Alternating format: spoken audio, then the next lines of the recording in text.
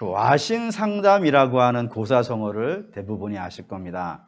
장닭더미 위에서 잠을 자고 쓸개를 핥는다라고 하는 그런 뜻인데, 이 고사성어는 사실 좀 놀랍죠. 왜 놀랍냐면 사람의 본성하고요 반대가 되기 때문에 그렇습니다.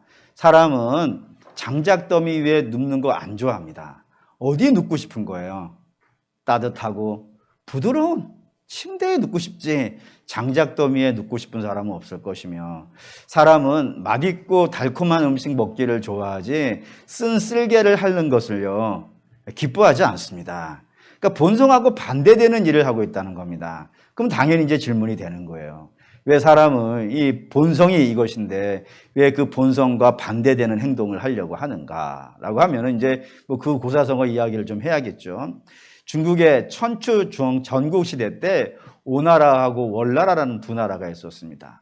오나라의 왕은 협려라는 사람이고 월나라의 왕은 구차라고 하는 사람인데, 이 둘이 전쟁을 한 거예요. 전쟁을 해가지고 협려라고 하는 사람이 져버렸어요. 지자, 합려라고 하는 사람이 지자 죽기 직전에 이제 그 아들이 구천에게, 아들의 부차에게 소원을 이야기를 합니다. 뭐라고 이야기하냐면, 내가 비록 죽지만 내 원수를 꼭 갚아달라. 월나라 왕 구차를 반드시 잡아서, 구천을 반드시 잡아서 내 원한을 갚아달라라고 부탁을 하고 죽어요. 그러자 이제 부차가, 이름이 어려워서 자꾸 헷갈리는 거예요. 부차가 내가 아버지의 원수를 갚기 전까지는 절대로 침대 위에 눕지 않겠다라고 각오를 하고, 그때부터 부지런히 준비를 합니다. 부지런히 준비를 해서 월나라의 구천과 전쟁을 해가지고 전쟁에서 이겼다라는 겁니다. 그러자 이제 구천이 잡혔죠. 구천이 잡혀가지고 살기 위해서 이 부차의 종이 되기로 결심을 합니다. 종이 돼서 마부가 되는 거예요. 그러니까 옛날에 왕이었던 사람이 마부가 되고 종이 되었으니까 얼마나 구차한 삶이겠어요. 그렇게 구차한 삶을 살 뿐만 아니라 심지어는 부차의 똥까지 먹으면서 그 모진 세월들을 견뎌내요. 이유는 뭐겠어요? 내 언젠가 힘을 길러가지고 내 원수인 부차에게 내 원한을 갚겠다라는 그 뜻 하나로 그런 생활을 한다 이겁니다. 그러면서 잠을 잘 때마다 그 머리맡에다가 쓸개를 놓고 한 번씩 핥으면서 내가 무슨 일이 있어도 내가 이 원한을 갚아서 이 뼈에 사무친 고통을 벗어나리라라고 하는 그런 각오로 인하여서 쓸개를 핥았다는 겁니다. 그러니까 공통점이 있는 거예요. 와신하고 상담에는 공통점이 있는 겁니다. 전부 다 뭐냐면은 강렬한 소원이 하나가 있는 거예요. 그 강렬한 소원이 원수 갚는 것, 복수하는 것. 이게 강렬한 소원이 되어져서 침대를 마다하고 장작더미 위에 눕고 맛있는 음식을 포기하고 쓸개를 핥는 일이 있더라 이겁니다. 그러니까 사람이 본성을 포기할 때는 뭔가 이유가 있다 없다? 있다 이겁니다. 근데 오늘 저와 여러분이 읽은 이 본문에도 본성을 포기하는 사람들이 등장하는 겁니다. 그 사람들이 바로 이스라엘인데, 이 이스라엘이 포기한 본성의 이야기가 5가지가 이 본문에 들어있습니다. 첫째는 뭐냐면 바벨론에서 예루살렘으로 돌아왔다. 이거 자체가 본성에 반대되는 일이라 이겁니다. 뭔 말이냐면 이스라엘이 처음에 바벨론의 포로로 끌려갔을 때 저들은 어떤 생활을 했어요? 노예 생활을 합니다. 노예 생활, 이들이 원래부터 노예였던 게 아니었단 말이에요. 바벨론의 포로로 끌려간 사람들은 대부분이 다니엘과 그런 친구들 같은 거예요. 나름대로 그 예루살렘이라고 하는 세상에서 끝발깨나 날리던 사람들, 그런 사람들이 뭐 종을 거느리고 살던 사람들이에요. 그런 사람들이 예루살렘에서 바벨론으로 포로로 끌려가 종살이를 하고 있으니 얼마나 고통스럽겠어요. 근데 그렇게 고통스러운 종살이를 하면서 조금씩 돈이 모이기 시작하였고, 그 조금씩 모여진 돈으로 집을 샀다 이겁니다. 또 땅을 샀다고요. 그래서 어떻게든 살아보려고 몸부림치다가 바벨론이 무너지고 이제 페르시아라는 나라가 그 전국을 차지했으며, 페르시아는 이 바벨론의 노예들을 해방시켜버렸단 말이에요. 그러니 이제부터는 어떻게 살 수 있겠어요? 구차하게 안 살 수 있다 이거예요. 지금까지 벌어놓은 것으로 더 열심히 일을 해서 재산도 늘리고 땅도 늘리고 뭐 정치에게도 진출하고 뭐 학자계에도 나가고 그렇게 살 수 있는 길이 이 바벨론 살고 있던 포로들에게 열렸단 말이에요. 그래 그렇게 사는 게 그냥 자연스러운 것 아니겠습니까? 근데 예루살렘에 가자 그러는 거예요. 예루살렘에 가겠다 그러는 거예요. 그러면 뭐 지난번에 봤다시피 이스라엘 어떻게 해야 되는 거예요? 지금까지 억척스럽게 벌어놨던 돈으로 지었던 그 집 버려야 되는 거예요. 어렵게 읽어놨던 그 삶의 일터 그것도 버려야 되는 거예요. 그러니까 그런 걸 중요한 걸 버렸으니까 이제 예루살렘에 가서 좋은 거를 기대할 수밖에 없잖아요. 근데 알다시피 지금 예루살렘의 형편은 어떤 상태인 거예요? 거기에 집도 없고 일터도 없단 말이에요. 거기에는 그냥 황폐, 아무것도 없고 돌 위에 돌이 얹혀져 있지 않을 만큼 길바닥에는 전부 잡초들이 널려 있고 돌이 쌓여져서 거기서 씨 하나 뿌릴 수 없는 그런 황폐한 땅으로 되어져 있다 이겁니다. 그러니 한마디로 말하면 기름진 땅을 포기하고 어디로 온 거예요? 황폐한 땅으로 오는 것이 바벨론에서 예루살렘으로 오는 거라 이겁니다. 본성이 안 맞죠, 그러니. 근데 본성이 안 맞는 일을 하고 있다 이겁니다. 왜 그럴까? 뭐 답을 좀 더 뒤에 내리죠. 두 번째는 에스라 3장 1절 볼까요? 3장 1절 읽겠습니다. 이스라엘 자손이 각자의 성읍에 살더니 일곱째 달에 이르러 일제히 예루살렘에 모인지라. 이스라엘이 바벨론에서 돌아오자, 가나안으로 돌아오자마자 예루살렘에 모인 것이 아니라 먼저는 다 뿔뿔이 흩어져 가지고 자기들이 살던 곳에 가 살았다 이겁니다. 왜냐하면 모이기로 한 날짜가 정해져 있기 때문이에요. 그때가 언제라고요? 7월 1일이라고. 이날 일제히 모이자고 약속을 하고 흩어져 가지고 자기 고향으로 돌아갔다 이거예요. 그래서 어떤 학자들 같은 경우에는 이들이 고향에서 3개월 살았다라고 하시는 분들도 있고 또 어떤 학자는 6개월 살았다라고 하는 분도 있어요. 그러니까 3개월에서 6개월 정도가 걸렸을 것 같아요. 그러면 그 3개월에서 6개월 동안 자기 고향에 가서 뭐 했을까요, 여러분? 그 고향도 다 쑥대밭이 돼 있으니까 그 고향에 가서 뭘 하고 있었을 것 같으세요? 뭐 하늘 보고 땅 보고 할 수는 없는 것 아니겠어요? 일단 잠을 자려면은 뭐 대단한 집은 아니더라도 이슬을 막아줄 수 있는 집 정도는 있어야 될 것이고 그리고 그때까지 먹고 살아야 되지 않겠어요? 그러니 뭐 어느 정도 밭도 만들어야 되거나 또는 뭐 과실수 같은 것들로 준비해 놓고 뭐 이런 일들을 하지 않았겠습니까? 살아야 되니까요. 당연히 그렇게 살았을 거예요. 그런데 문제는 학계서를 보니까 이때 집이 완성이 안 된 거예요. 밭이 다 완성이 안 된 거예요. 그러니까 공사를 했는데 어느 정도만 되어진 상태예요. 근데 그 되어진 상태가 어느 정도만 되어져 있는데 갑자기 7월 1일이 된 겁니다. 갑자기가 이상하죠. 어차피 정해진 날짜니까 7월 1일이 된 거예요. 이날 다 일제히 모이자고 한 겁니다. 그럼 어떻게 해야 되겠어요? 돌 막 파내고 있던 그 밭을 그래서 막 잡초 걷어내고 있었단 말이죠. 70년간 그 땅이 이렇게 놀았으니까 돌도 베기고 막 잡초도 엄청나게 자랐을 것인데 그거 파고 있는 중에 예루살렘 가는 거예요. 집도 뭐 이렇게 뭔가 좀 지어보려고 좀 하니까 좀 뭔가 그림이 되어질 만할 때에 공사 끝내고 예루살렘 가는 거예요. 그렇게 되면 지금까지 한 수고와 애씀은 다 어떻게 되겠어요?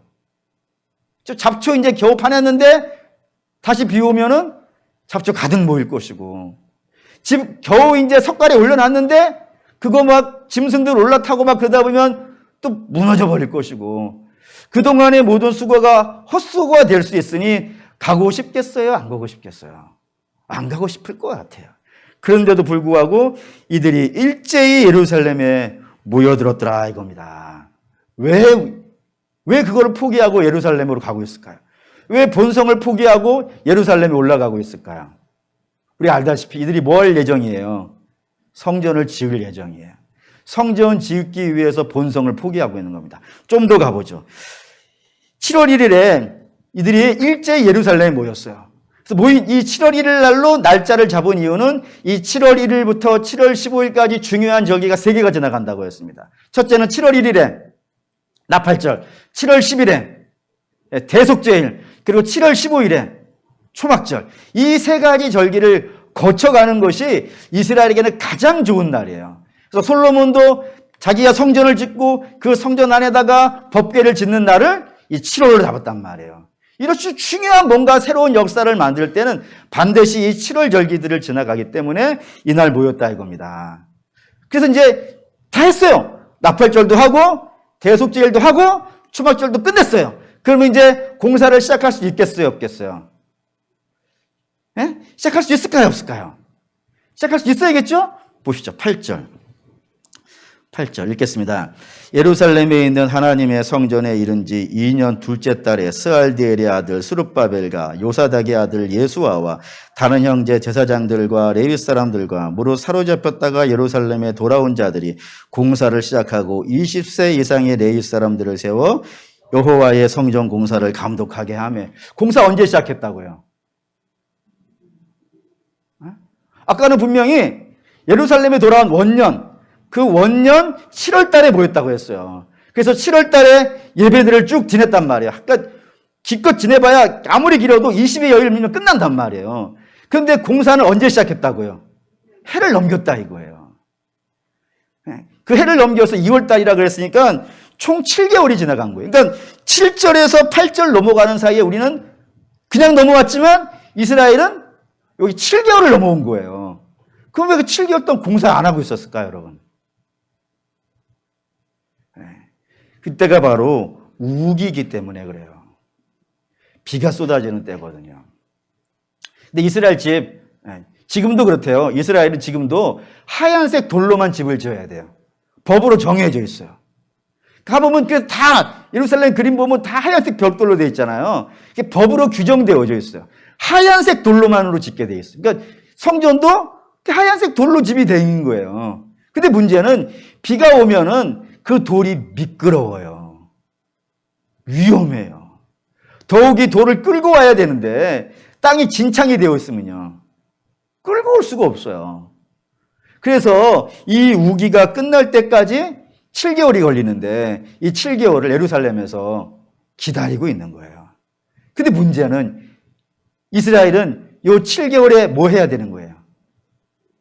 그전에는 비가 안 오니까 비가 안 와서 땅을 갈 수가 없단 말이에요. 그러면 이제 언제 땅을 갈아가지고 거기다가 씨앗을 뿌리냐면 비가 와야 되는 거예요. 근데 비가 오는 타이밍에 땅을 갈아가지고 씨를 심어야 되는데 이 땅을 갈고 심을 사람들이 전부 예루살렘 산 위에 올라가 있단 말이에요. 예루살렘은 산 위에서 거기는 농사가 안 되는 곳이란 말이에요. 거기 다 몰려 있는 거예요. 그러면 이 비가 오고 있는 그 땅은 어떻게 되는 거예요? 아무것도 못 하는 거예요, 그냥.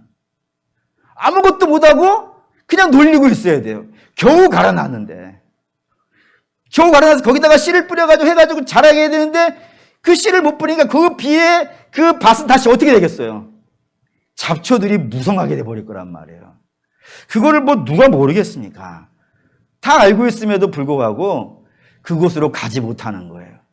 왜요? 뭐 하려고 지금이요? 비만 그치면 뭐 하겠다고? 성전 지어야 되니까. 이들의 관심은 지금 자기 밭에 있는 것이 아니고 성전 지어야겠다는 이 일념 하나가 있어서 그 모든 것들을 포기하고 여기에 모여있다 이겁니다. 그러다가 비 딱 그치는 시간부터 공사가 바로 시작되었다라고 되어 있다고요. 네 번째는 이 성전을 지으려면 옛날부터 그랬어요. 세상의 집은 딱 두 채가 있대요. 두 채. 두 종류의 집이 있대요. 하나는 신전이 있고 또 하나는 일반 집이 있대요. 그 일반 집 안에 뭐가 들어있냐면 왕궁이 들어가요. 목사님, 왕궁이 일반 집이라고 하다니요? 라고 하실지 모르겠지만 왕궁이 일반 집일 만큼 성전이 어떤 거예요? 대단한 거예요. 고대인들에게는 다 그랬어요. 고대인들에게는 신전이 왕궁보다 더 높은 위치에 차지하고 있고 더 빛나게 지어야 됐고 더 많은 희생을 드려야 돼요. 그건 이스라엘도 마찬가지였던 것 같아요. 그래서 솔로몬이 성전을 지을 때 그 성전이 어때요? 뭐 어마어마하잖아요. 뭐 돈 엄청 들이고 애 엄청 쓰고 그렇게 지은 집이 솔로몬의 성전 아니겠습니까? 근데 스룹바벨 성전도 굉장히 많은 돈이 노예라서 노예 출신들이라 솔로몬이 지은 것만큼 그런 대단한 건물을 짓지는 못하지만 자기들이 할 수 있는 최선의 노력과 애를 들여가지고 이 성전을 짓고 있는데 한번 보시죠. 10절 10절, 3장 10절 읽겠습니다. 건축자가 여호와의 성전의 기초를 놓을 때에 제사장들은 예복을 입고 나팔을 들고 아삽 자손 레위 사람들은 제금을 들고 서서 이스라엘 왕 다윗의 규례대로 여호와를 찬송하되, 제사장들이 다 모여가지고 하나님이 주신 거룩한 옷을 입고 그 앞에서 나팔을 불면서 찬양을 하고 있고, 그 뒤에는 아삽 자손, 이 아삽 자손을 여러분들은 그냥 성가대로 이해하시면 돼요. 성가대입니다. 근데 이 성가대가 어떻게 찬양을 불렀다고 되어 있냐면 다윗의 규례대로라고 하는 것이 붙어 있어요. 이게 무슨 뜻이냐면 다윗이 성가대라는 거를 조직 성가대를 제일 처음 만든 사람이 다윗이에요. 그래서 뭐 예를 들어 우리식으로 말할게요. 뭐 소프라노 몇 명, 엘토 몇 명, 그리고 베이스 몇 명, 테너 몇 명, 이렇게 규정도 지었고, 그리고 악기들도 이렇게 배치하라, 이런 규례들, 또 찬양은 어떤 거 불러라, 이런 식으로 모든 성가대의 규례를 만든 사람이 다윗이에요. 근데 문제는 다윗은 그 시대 자체가 풍요로운 시대겠어요? 풍요롭지 않은 시대겠어요? 풍요롭지. 정점을 향해서 가고 있는 중 아니겠어요? 솔로몬 때 최고의 정점을 찍기는 하지만 다윗 때부터 쫙 올라가서 막 뭐 부족한 것이 없는 만큼 대단한 나라를 만들어가고 있는 것이 다윗 아니겠어요? 그렇게 뭐 부족한 것 없고 물자도 충분할 때 만들어진 성가대는 그 규모가 어떻겠어요? 빅밴드겠지. 또는 뭐 풀 오케스트라. 이런 식으로 모든 악기와 모든 재금, 이런 것들이 다 모여가지고 또 이 찬양 대원들도 어마어마하게 많이 모아가지고 그렇게 룰을 만들었단 말이에요. 근데 이 노예들이 그 규례를 따랐다 이거예요.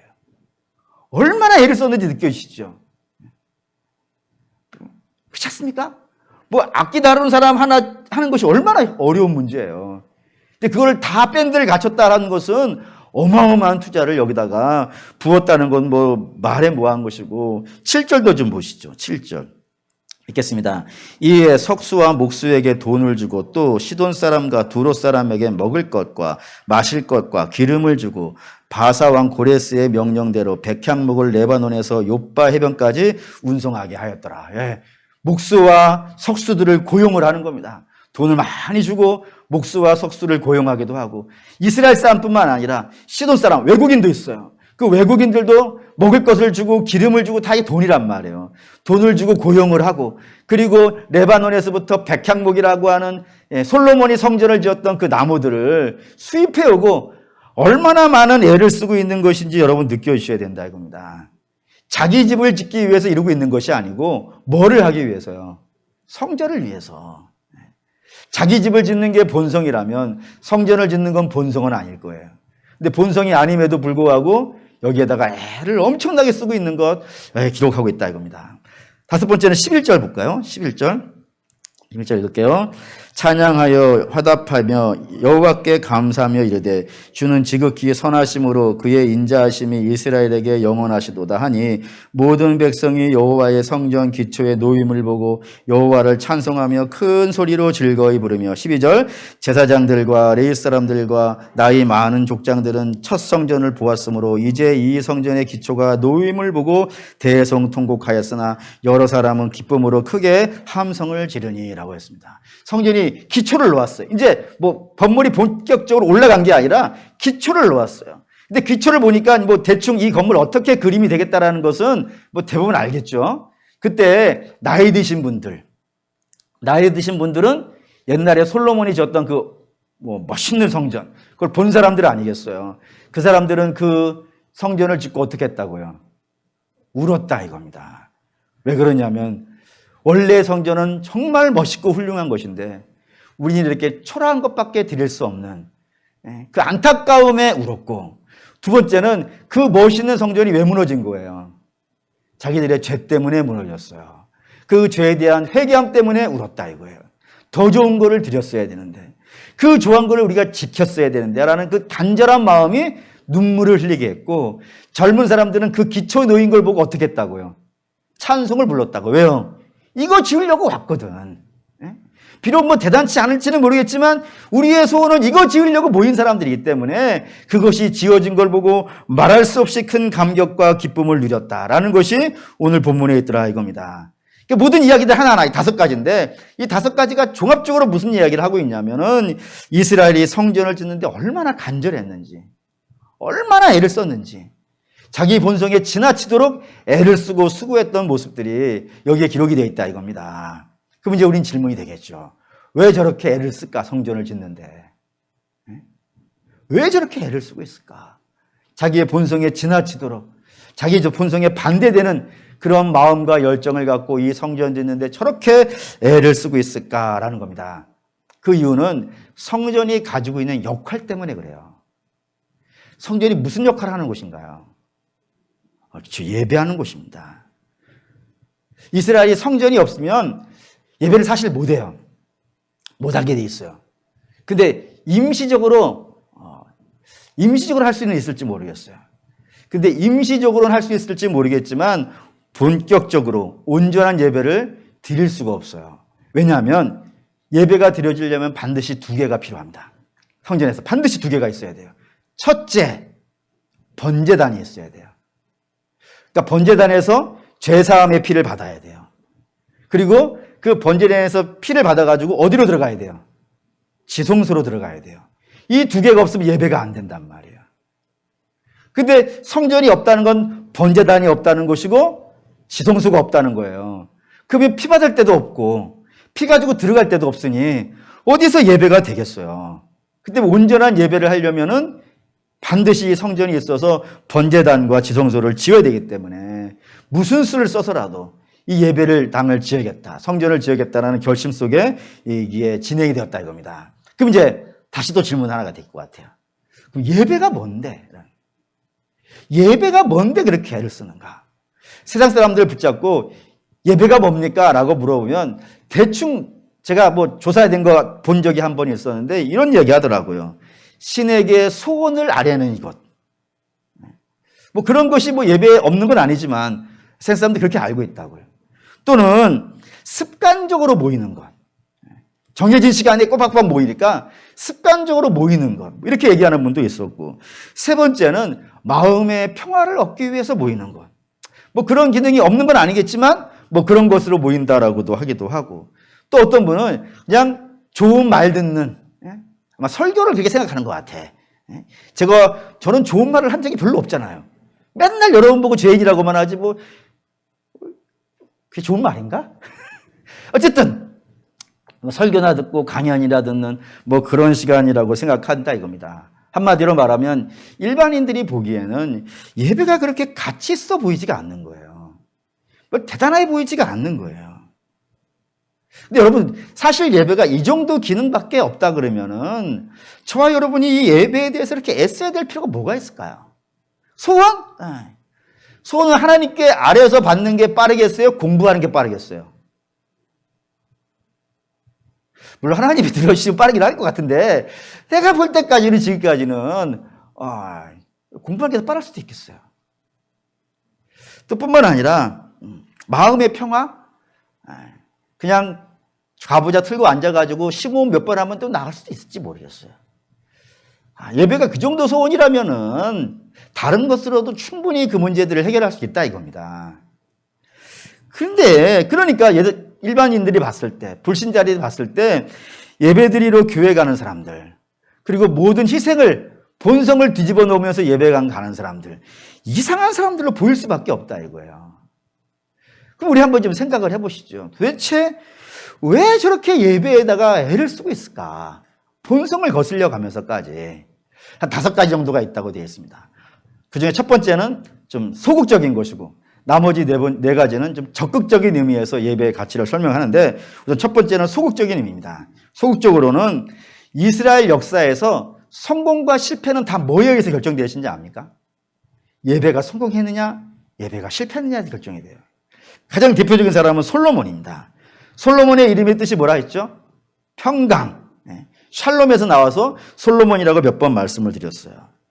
근데 솔로몬 시대에 그가 평강을 누릴 수 있었던 힘이 어디 있는 거예요? 그 하나님께 예배하는 자였어요. 하나님만 예배하는 자였어요. 그래서 기본에서 1000번제를 드릴 수 있는 사람. 그러니까 하나님과의 관계가 잘 되어져 있을 때 저가 평강을 누리더라 이겁니다. 근데 반대로 그가 노년이 되었을 때에 그 하나님만은 바라던 마음에서 그 마음이 옮겨지죠. 옮겨져 가지고 우상 숭배를 그가 시작을 합니다. 그래서 이 우상으로 그의 삶이 점철되었을 때 이스라엘에 있었던 그 평강이 어떻게 돼요? 다 깨져요. 다 깨져서 사방 군대에서 원수들이 일어나요. 나라 안에서도 일어나고 나라 밖에서도 일어나고 솔로몬 시대에 어마어마한 군대가 있었거든요. 전국의 세 군데에다가 병거성을 건설이고 거기에 뭐 엄청나게 많은 군대와 엄청나게 많은 병거들을 두고 나라를 지켰던 시대인데도 불구하고 이 군대가 반란을 다 막아내지 못할 정도로 반란이 많았다라고 되어져 있다 이겁니다. 그러니까 사랑하는 우리 믿음의 성도 여러분, 성도의 평강은 무기나 돈에 의해서 형성되지 않아요. 우리의 평강은 어디에 있어요? 주 안에서. 주 안에서 평강하시기 바랍니다. 주 안에서예요. 주하고 관계에 결정된다 이겁니다. 이게 첫 번째 의미고, 두 번째부터가 이제 적극적인 의미인데, 적극적인 의미는 이렇습니다. 우리가 예배를 드릴 수 있고 하나님께서 우리를 받으신다는 거 할 때, 우리 하나님께 예배 드리고 하나님 우리의 예배를 받으신다고 할 때는 반드시 그 안에 두 가지 이야기가 들어있어요. 그 두 가지 이야기가 뭐냐면, 첫 번째는 죄사함입니다. 두 번째는 용서예요. 이걸 성경이 이렇게 쓰는 거예요. 아까도 말씀드렸다시피 번제단에서 뭐 하는 거예요? 피를 받아요. 근데 그 번제단에 있는 그 피는 누구의 피예요? 짐승의 피지 원래는. 근데 그 짐승의 피를 어떻게 받는 거예요? 내가 죽여서, 내가 그 짐승을 찔러서, 그 짐승이 뭐니까? 나의 죄란 말이에요. 그거를 찔러가지고 그 피를 받는단 말이에요. 그러니까 나의 죽음을 받아내는 곳이에요, 번제단은. 그걸 가지고 어디로 들어가는 거예요? 지성소로 들어가서 하나님께 용서를 구하는 거란 말이에요. 그럼 하나님께서 용서해 주시는 요게 제사이고 이게 예배더라 이겁니다. 근데 이 바벨론에서 내내 못한 이유는 번제단도 없고 지도도 없기 때문에 자기 죄를 회개할 때도 없고 하나님의 용서를 받을 수도요 없었기 때문인 거예요. 그래서 이스라엘이 고통 속에 사는 겁니다. 근데 이제 성전을 짓고 번제단을 짓고 거기에서 피를 받고 그 피를 가지고 지성소 안에 들어가서 하나님께 용서를 받으면 얼마나 할렐루야인 거예요. 그래서 그걸 하고 있는 거란 말입니다. 근데 이게 지금도 마찬가지라 이거예요. 단지 달라진 게 있어요. 단지 달라진 것은 성전이 구약시대에는 건물이었지만 지금은 뭘 것 같으세요? 보시죠. 요한복음 2장 18절에서 21절.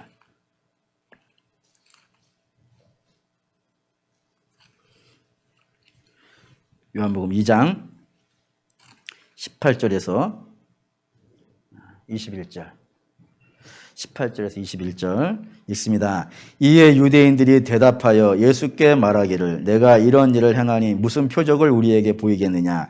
예수께서 대답하여 이르시되 너희가 이 성전을 헐라 내가 사흘 동안에 일으키리라.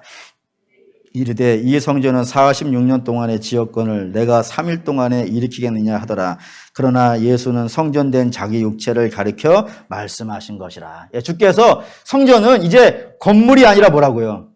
당신 자신이라고.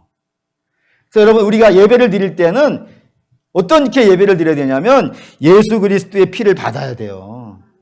십자가에 의지해서 예배 드리는 거예요. 그리고 십자가에서 피를 받아서 하나님 존전 안으로 하나님의 은혜의 보좌 앞으로 들어가는 것이 예배라 이겁니다. 그렇게 되어지면 하나님께서 우리의 죄를 어떻게 하시겠어요? 사하시고 용서하신다 이거예요. 그래서 하나님과 우리의 관계가 화해가 되겠죠. 그러니까 우리 예배는 하나님과의 화해의 시간이에요 지금. 무슨 피를 가지고 들어가서? 예수 피를 가지고 들어가서 내 죄를 고백하면서 예수의 피로 씻어내가지고 하나님과 우리의 관계가 회복되어지는 그 화해가 일어나는 그 장소가 예배당이라 이겁니다. 예배 시간이란 말이에요. 그러니 이 예배 중요하겠어요? 안 중요하겠어요? 중요하다 이거예요.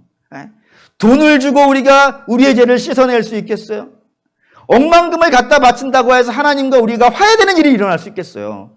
오직 예수의 피로만이 화해가 되는데 그 피를 갖고 하나님 앞에 들어가는 시간이 예배 시간이니 얼마나 소중해요. 세 번째 예배 시간에는 어떤 일이 벌어지냐면 내가 나의 정체성을 확인할 수 있어요. 사랑하는 우리 믿음의 성도 여러분, 저와 여러분의 정체성이 뭐예요? 네, 하나님의 자녀죠. 이걸 어디서 확인한다고요?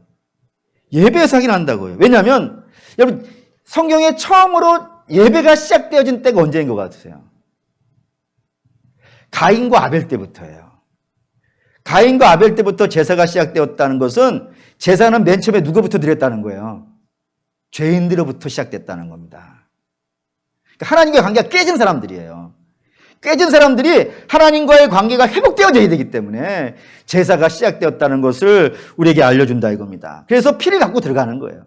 피를 갖고 들어가서 내 죄를 용서해 주십시오라고 하면서 은혜를 구하고 하나님의 용서를 해주시는 그런 그림이 바로 제사인데, 이렇게 하나님 앞에 가서 용서를 받으면은 하나님과의 관계가 화해된다 그랬죠.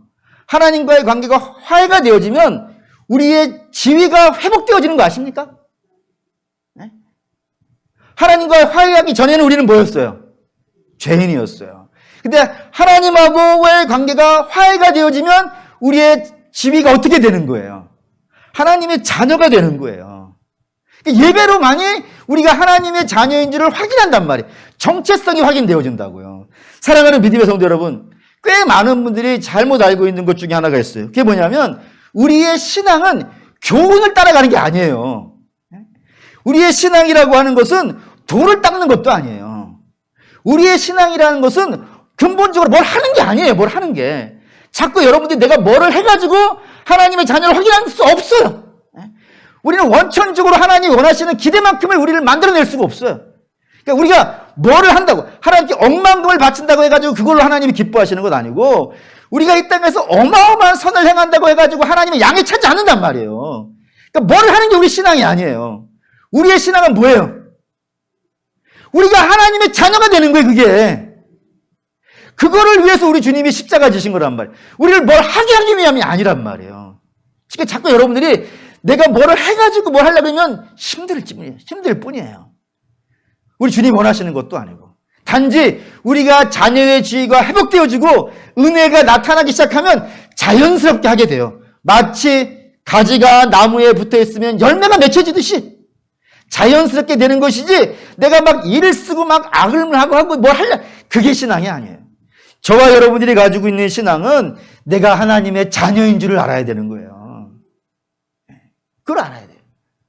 그걸 어떻게 알아요? 우리가 주님의 보혈을 의지해서 예배 드리는 거예요. 주님의 보혈을 의지해서 예배에 들어가면 하나님께서 그 피를 받으시고 우리의 죄를 사하실 거예요. 그럼 우리와 하나님의 관계가 화해가 되겠죠? 화해가 되면 우리의 지위가 하나님의 자녀로 회복되어지겠죠? 하나님의 자녀로 회복되어지면 하나님이 우리를 얼마나 사랑하신지 알아요. 그걸 아셔야 돼요, 여러분들은. 저와 여러분들은 하나님이 나를 얼마나 사랑하시는 건지를 아는 게 신앙이고, 하나님이 나를 얼마나 복되게 하시려고 아들을 내어주신지 아는 게 신앙이라니까요. 그걸 알아야 돼. 그거를 모르고 맨 뭐를 하려고 하니까 지치기만 하는 거예요. 바라고 원하는데 뭘 하는 건 좀 뒤로 미루셔도 돼요. 저와 여러분이 먼저 해야 되는 거는 내가 하나님의 사랑받고 있는 자녀인 줄을 저 십자가를 보면서 아셔야 된다 이거예요. 그걸 아실 수 있기를, 이 예배를 통하여서 여러분들의 지위가 회복되어지고 하나님이 여러분들을 얼마나 사랑하시는지를 깨달아 아는 역사가 나타나시기를 주의 이름으로 축원합니다. 네 번째, 우리가 예배가 잘 되어진다면은 하나님이 우리에게 얼마나 많은 것들을 주시는지를 알 수 있어요. 이거 보시죠. 출애굽기 34장. 출애굽기 34장. 21절에서 24절. 21절에서 24절.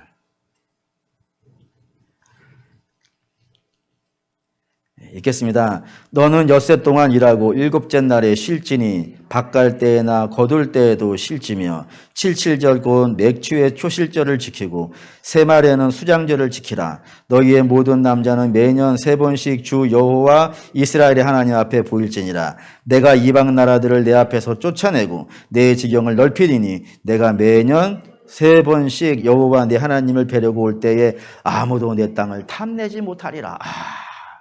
이런 표현이 있어요. 이스라엘이 복을 누리는데 그 복이 여기 기록되어 있어요. 첫째는 뭐냐면 열방은 이스라엘의 땅을 노리는 자들이에요. 이스라엘 땅을 노리는 자들이 있는데 그들이 쫓아올 거예요. 우리 쫓아와서 우리 땅을 노리려고 하는데 그때 저들을 하나님께서 어떻게 하신다고요? 쫓아내 주시겠다고. 이 쫓아내는 것이 칼과 창으로 쫓아내는 게 아니지 않습니까? 군대가 동원되어지는 것이 아니라 하나님께서 쫓아내시겠다고. 근데 쫓아내시는 걸로 끝나는 것이 아니라 너희의 지경도 넓혀주실 것이고 너희가 예배하는 동안에는 어떠한 적들도 너희 땅을 노리지 못하도록 내가 지켜주겠다라고 하시는 약속이 뭐에 붙어 있다고요? 예배에 붙어 있다는 거예요. 너희가 힘을 기르면, 능력을 기르면 그것으로 지켜진다는 것이 아니고 너희가 예배를 잘하고 있으면 내가 지켜주겠다라고 하신다 이겁니다. 사랑하는 우리 믿음의 성도 여러분, 이 세상은 전쟁이 있어요. 물론 그 전쟁이 육의 전쟁도 있습니다. 다시 말하면 총과 칼을 들고 싸우는 전쟁도 당연히 있습니다. 그런데 그런 전쟁은 자주 있는 건 아닙니다. 특별히 지금 같은 이 시대에는 그런 전쟁 만나는 거는 사실 흔하진 않습니다. 그런데 그 전쟁보다 더 무서운 전쟁이 있으니 어떤 전쟁이겠어요? 영적인 전쟁이에요. 칼과 총을 갖고 싸우는 전쟁 말고 영적으로 부딪히는 전쟁은 지금도 있어요. 오늘도 아마 여러분들 중에는 굉장히 많은 시간 동안 영적인 싸움을 싸워야 하셨던 분도 있을 거예요. 근데 그거 어떻게 이길까요, 여러분? 사실 영적인 전쟁에서 지면 우리 정신이 황폐해져요. 정신이 황폐해지고 마음이 산란해진 거면 뭐 요즘 그런데요. 스트레스가 만병의 근원이라 뭐 이런 얘기도 있고 또 뭐 하여튼 그런 얘기들 많이 있지 않습니까? 그러니까 정신이 무너지면은 마음도 무너지고 마음이 무너지면 육신도 무너지고 다 무너지는 것이 되어져 있다 이겁니다. 그러니까 영적인 전쟁이 어쩌면 이 시대에 정말 무서운 전쟁인데 이거 어떻게 이기냐 이거예요. 좀 확인 좀 할까요? 요한계시록 14장, 16장. 요한계시록 16장 거기에 전쟁이 하나가 등장합니다. 전쟁이 하나가 등장해요. 16장 12절에서 14절. 12절에서 14절 읽겠습니다. 또 여섯째 천사가 그 대접을 큰 강 유브라다의 소돔에 강물이 말라서 동방에서 오는 왕들의 길이 예비되었더라. 또 내가 보매 개구리 같은 새 더러운 영이 용의 입과 짐승의 입과 거짓 선지자 입에서 나와서 그들은 귀신의 영이라 이적을 행하여 온 천하 왕들에게 가서 하나님 곧 전능하신 이의 큰 날에 있을 전쟁을 위하여 예비되니라. 15절 보라 내가 도둑같이 오리니 누구든지 깨어 자기 옷을 지켜 벌거벗고 다니지 아니하며 자기의 부끄러움을 보이지 아니하는 자는 복이 있도다. 어떤 분들은 이걸 영적인 전쟁이 아니라 육적인 전쟁으로 이해하시는 분들도 있습니다. 뭐 그럴 수도 있지 않겠는가 생각이 되지만 사실 이 본문을 명확하게 읽어보면 이 전쟁은 육적인 전쟁이 아니라 영적인 전쟁입니다. 근거는 세 가지입니다. 첫째는 유브라데 강에 쏟아지고 있다는 거예요. 유브라데 강이 가지고 있는 성경의 이미지를 이해하시면 여러분 분명히 알 수 있어요. 유브라데 강은 경계선이에요. 뭐와 뭐의 경계선이냐면 이방과 이스라엘을 나누는 경계선이에요. 왜 이방과 이스라엘을 이 경계선으로 나눈다고 할까요? 아브라함이 유브라데스 강 건너편에서 이쪽으로 넘어왔거든요. 그래서 그 강이 아브라함이 하나님을 모르던 땅에서 하나님을 아는 땅으로 넘어오는 경계선이기 때문에 영적인 경계선이라 그래요. 근데 그 경계선이 명확해야 돼요. 사랑하는 여러분, 신자와 불신자는 명확해야 돼요. 하나님의 자녀와 세상의 딸들은 명확해야 돼요. 서로 섞이면 안 돼요. 근데 노아 시대에 왜 하나님의 진노가 그 땅에 떨어진 거예요? 하나님의 자녀들이 세상의 딸들과 연합해가지고 이상한 자들을 낳았다 이거예요. 이게 섞여버리는 거예요. 하나님이 제일 싫어하는 것 중에 하나가 뭐냐면 자꾸 뭐를 섞는 거예요. 신앙은 어때야 돼요? 순수해야 돼요, 항상. 뭐가 섞이면 안 돼요. 하나님 섞는 거 굉장히 싫어하거든요. 근데 이 경계가 무너져가지고 이방에서 불신의 세계의 정신과 불신의 세계의 사상이 하나님의 땅으로 막 밀려 들어와서 섞여버렸단 말입니다. 이 전쟁이에요. 두 번째는 영적인 개구리 같은 영 있죠. 13절에 개구리 같은 영들이 막 나와가지고 온 천하에 막 미혹의 영이고 거짓의 영이고 더러운 것이에요. 이런 것들이 막 천하의 왕들이라 그러니까 우리 이렇게 이해할 수 있을 것 같아요. 사실 저와 여러분들이 왕 같은 제사장 아니겠어요? 그냥 막 밀려 들어오는 거예요. 신자들 안으로. 거짓의 영들이 밀려 들어와가지고 그들의 삶이 어떻게 되냐면 15절에 벌거벗었다 이거예요. 거룩한 세마포 옷을 입고 있어야 되는데, 다시 말하면 성도의 삶은 거룩해야 돼요. 그 분명한 사실이에요. 근데 그 겉옷을 벗겨버린 거예요. 여기 영적인 싸움이에요. 우리를 자꾸 무장해제시키려고 한다니까요. 이 세상의 악한 것들이, 미혹들이, 거짓의 영들이 자꾸 우리가 입고 있는 이 거룩의 옷, 믿음의 옷, 하나님을 사랑하는 이 옷을 자꾸 벗겨버리려고 그런단 말이에요. 그래서 세상 사람들과 똑같이 만들어 버리려고 한다고요. 근데 세상 사람들과 똑같이 되면 어떻게 돼요? 언제나 하나님의 심판이 이 땅에 있었다는 걸 우리가 알고 있다라 이겁니다. 근데 우리가 이 싸움을 싸워야 되는 거예요. 근데 우리 어떻게 이 싸움을 이겨나갈 수 있겠어요? 뭐 총을 들고 싸울 수 있겠어요? 아니면 마음을 다잡으면 되겠어요? 안 되더라 이겁니다. 이 싸움 이기려면 저와 여러분들이 예수로 연합해야 돼요. 철저히 예수여야 돼요. 그래서 예수의 피로 무장하고 하나님 말씀으로 은혜를 받고 심령의 성령이 충만해야 돼요. 그게 다 어디서 일어나는 사건들이에요? 예배를 통해서 일어나는 사건들이라 이겁니다. 그러니까 예배를 통해서 우리가 은혜 받고, 예배를 통해서 우리가 죄 씻음 당하고, 우리 예배를 통해서 우리의 심령이 새롭게 되어지고, 그렇게 되어졌을 때 비로소 이 악한, 우리를 자꾸 무너뜨리려고 하는 악한 자들로부터 우리를 지킬 수도 있고 싸울 수도 있고, 오히려 그 악한 것들을요 무너뜨릴 수도 있고, 우리의 지경을 넓힐 수도 있고, 이런 일들이 발생이 되어지더라 이겁니다. 그러니 뭐 이게 다 예배를 통해서 되는 것들이니까 뭐 중요하겠죠. 마지막 5번째는 예배는 우리의 삶을 하나님 앞에 결단하는 시간이에요. 그래서 은혜를 받고 하나님 이번 주는 이렇게 살겠습니다. 결단하죠. 그때 하나님께 도움을 구하지 않습니까? 하나님 제가 이렇게 살기 원하는데 우리 하나님께서 함께 해주셔가지고 이 삶을 이겨나갈 수 있게 좀 도와주십시오 라고 기도하시는 것이고, 제가 마지막에 축도하죠. 우리 주님께서 함께 하셔가지고 승리하는 백성 되게 해주십시오. 그래서 그 축도를 받고 가셔야 돼요. 아무리 바빠도 축도 전에 막 기도하고 있을 때, 내가 바쁘니까 먼저 가야지. 절대! 절대 가시면 안 돼요. 무슨 일 있어도 축도를 받고 가셔야 돼요. 그래서 축도 받아서 하나님의 은혜를 충만해가지고, 이렇게 이제 세상에 나가는 거라 이겁니다. 이 모든 것들이 예배에서 이루어지는 거예요. 그리고 사랑하는 믿음의 성도 여러분, 엄밀하게 말해서, 사실 엄밀하게 가질 것도 없고, 명확하게 말해서 예배가 밥보다 중요합니다. 성도에게는. 예배가 여행이나 예배가 재미나 예배가 뭐 인생의 여러 가지 즐거움보다 훨씬 중요한 것이 예배인 거예요. 왜요? 성도를 성도답게 살게 하는 것이 예배이고, 성도가 누구인지 정체성을 알게 하는 것이 예배이고, 하나님이 우리를 얼마나 사랑하는지를 알게 하는 것이 예배이니까 예배가 중요하죠. 고로 사랑하는 믿음의 성도 여러분, 저와 여러분은 온전한 예배 드리기를 소원합니다. 온전한 예배를 드리려면 저는 여러분에게 예수의 피를 전해줘야 되겠어요. 여러분 예수의 피를 받아야 될 텐데, 어떤 사람이 예수의 피를 소중하게 여길까요? 자기 죄가 명확한 사람들이. 내가 얼마나 악한 자인지 알아야 그 피를 소중하게 받지 않겠어요. 그러니까 저는 여러분들에게 죄를 이야기할 수밖에 없고 예수의 피를 의지하라고 이야기할 수밖에 없어요. 그럼 여러분들은 그 죄를 명확히 아시고 그걸 갖고 하나님 앞으로 들어가는 겁니다. 은혜의 보좌 앞으로 담대히 나가는 겁니다. 우리 주님께서 그 피로 저와 여러분들을 깨끗이 씻어주실 것이고 고쳐주실 것이고 회복시켜 주실 거예요. 아름다운 관계 만들어 주실 거예요.